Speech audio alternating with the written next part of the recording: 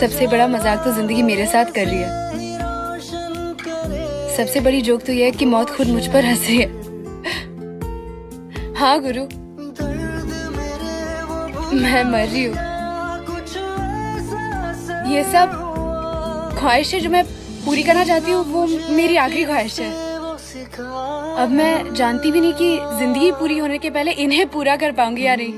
जैसे बारिश कर देता या मरहम दर्द पर, कोई मुझको यूं मिला है जैसे बंजारे को घर, नए मौसम की सैर